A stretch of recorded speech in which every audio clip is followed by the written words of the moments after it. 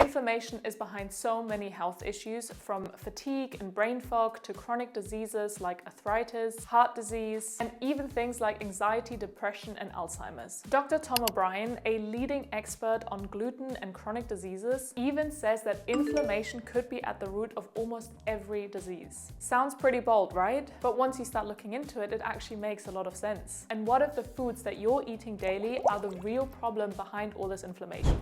In this video, I'm going to reveal the top inflammatory foods to avoid and how they could be silently harming your health. If you're new here, hi, I'm Kayo, I'm a certified nutritionist and health coach, and over the years I've learned just how powerful food is. Not just for fighting inflammation, but also for causing it. So today I'll cover what inflammation is and when it's helpful versus harmful, what triggers inflammation, and the top foods that make it worse. By the end of this video, you'll know exactly what foods to avoid to reduce inflammation and to feel your best. So let's dive in. So what is inflammation?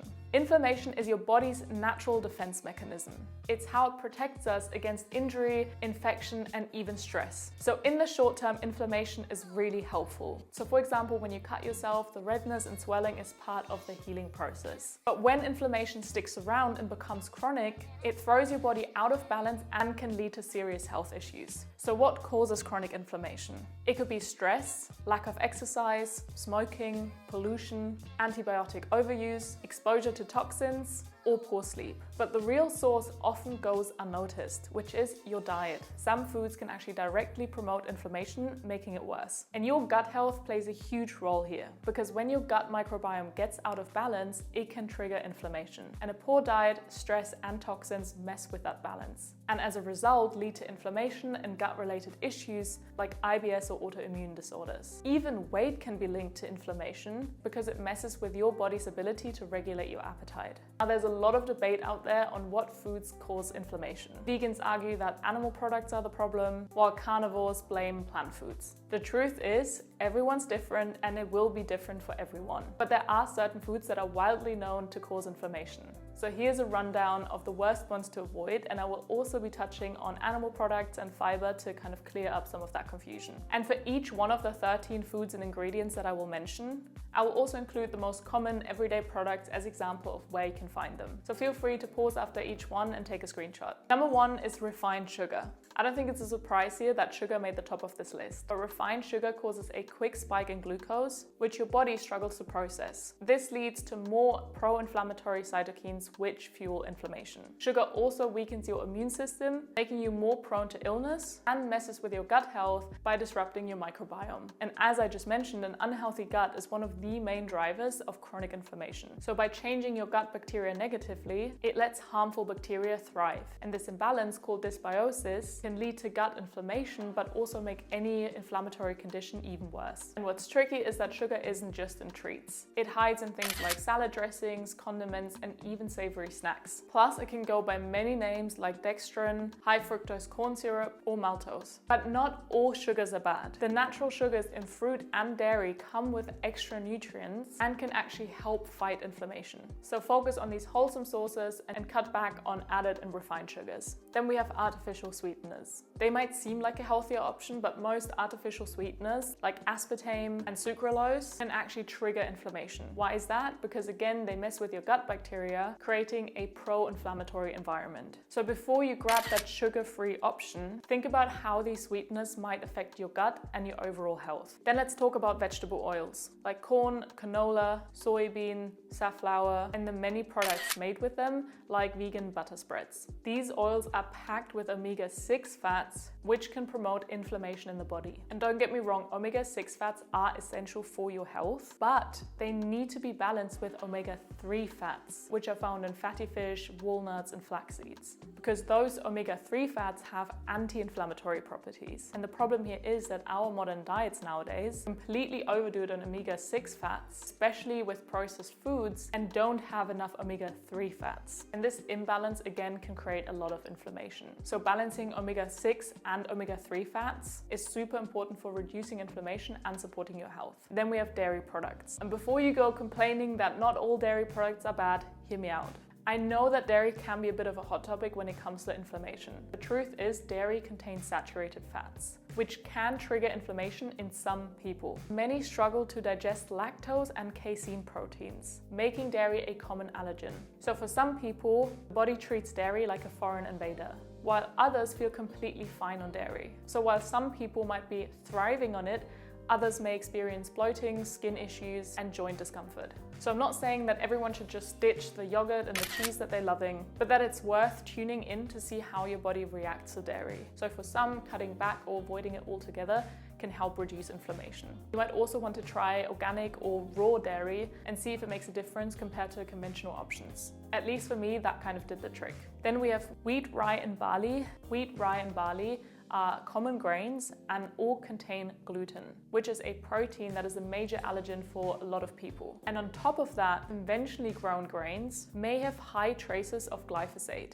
which is a herbicide that can also trigger inflammation. But I'm going to touch more on glyphosate in a little bit. When your body reacts to gluten, it can cause symptoms like joint pain, fatigue, or even runny nose. If you're dealing with inflammation, cutting out wheat for a few weeks might help your body kind of reset and show you how it's feeling without it. And if you have gluten sensitivities or even celiac disease, avoiding these grains is absolutely essential. But please do me the favor and don't just swap them for processed, gluten-free alternatives. They're often packed with refined carbs, starch, and additives that can all just increase inflammation even more. Talking about refined carbs, it's definitely one to include in here as well. So like white bread, pasta, chips, and even sugary sodas. The thing with refined carbs is that they've been stripped of all their natural fibers and nutrients, which means they break down fast and spike your blood sugar, which again triggers inflammation. So anything white, like white bread, white rice, or pastries, all lack fiber, causing quick insulin surges that fuel inflammation and just leave you hungry again.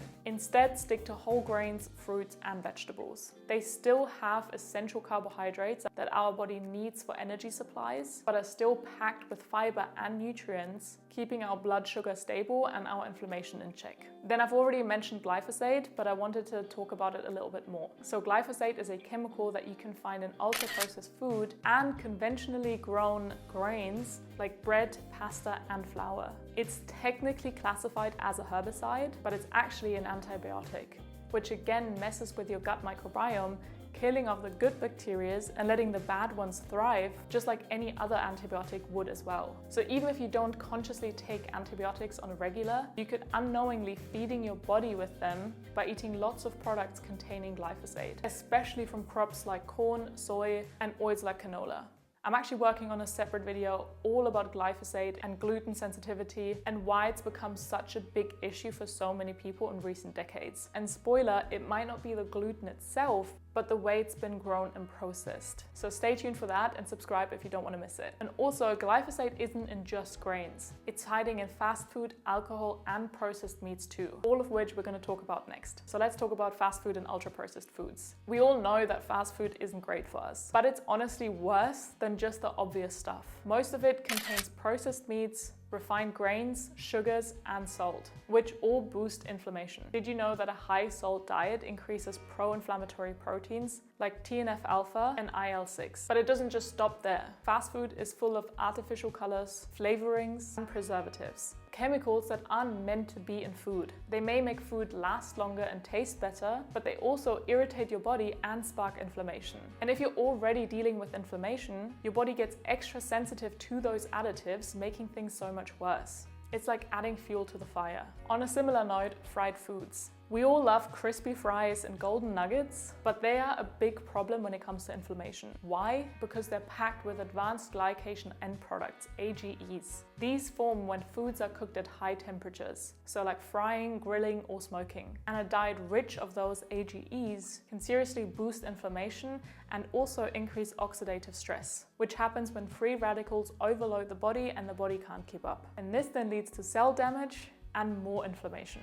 AGEs are also linked to health issues like diabetes, heart disease, and even some cancers. So while fried foods are obviously tasty, they're not doing your body any favors in the long run. Then let's talk about alcohol next. And I know enjoying a drink every once in a while can be extremely fun, but trust me, our bodies are not appreciating it. Alcohol sparks inflammation by damaging tissue and triggering those free radicals, those little troublemakers that we just talked about that cause inflammation in the first place. It also again boosts pro-inflammatory proteins like TNF-alpha, and if those stay high long term, they can harm organs, especially the liver, which can lead to conditions like the alcoholic liver disease. So while a glass of wine may seem harmless, it's worth thinking about the long-term impact it can have on inflammation. Then we have red and processed meats, like bacon and hot dogs, for example. These are really bad if you want to reduce inflammation. What happens is when we eat red meat, our body produces new 5-GC, which can not only encourage cancer growth, but also trigger inflammation. Processed meats like bacon and hot dogs are also packed with salt and nitrates, both again known to trigger inflammation.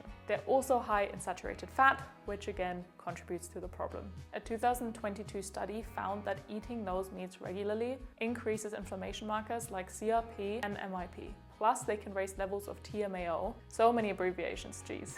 But TMAO is a compound linked to inflammation and heart disease. So while bacon may taste amazing, it's really important to keep an eye out on how much we eat for our health. And so if you want to include red meat in your diet, I would suggest to really focus on organic, grass-fed, and high-quality beef, like a high-quality steak, in moderation, instead of those processed meats. Then we have processed corn. Corn is in so many products you won't even believe it. Like we have high fructose corn syrup, corn flour, corn oil, and it's so hard to avoid. But here's the deal. When we eat corn in its processed forms, it again causes a very quick spike in blood sugar. And we now know that that triggers an insulin response that sparks inflammation in the body. So while corn may seem harmless, those processed versions only increase inflammation.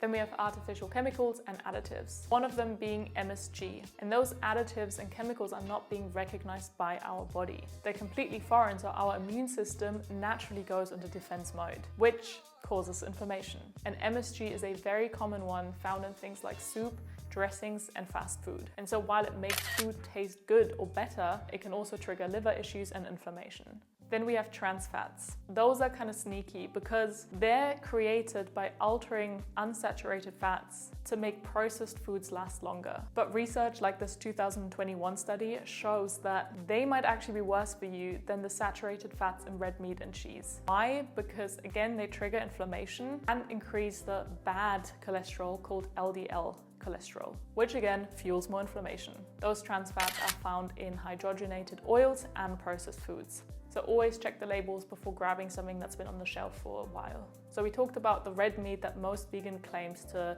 fuel the inflammation. So now let's also talk about the fiber that carnivores say increase inflammation. So fiber itself can't be digested by our bodies, but our gut microbes love fiber for fermentation. And while fiber usually is anti-inflammatory, if our gut's out of balance from antibiotics, diet changes, or processed foods, that's when it can actually increase inflammation. This all ties back to the gut health that I was talking about earlier. When your gut is off, it's like a chain reaction that impacts the whole body. And this is where autoimmune conditions and allergies often start, and where things like alcohol, glyphosate, and artificial chemicals really take a toll. So when your gut health is compromised, that's when inflammation happens. And so the solution to this problem is to heal your gut, avoid inflammatory foods and anything else sparking inflammation, and instead implementing anti-inflammatory foods. And so to summarize, here's a list of the top inflammatory foods that you should probably avoid. And so now that you know what you should avoid, and if you're now curious about what you should be eating, then check out this video right here, where we will dive into all the anti-inflammatory foods that will do wonders for you.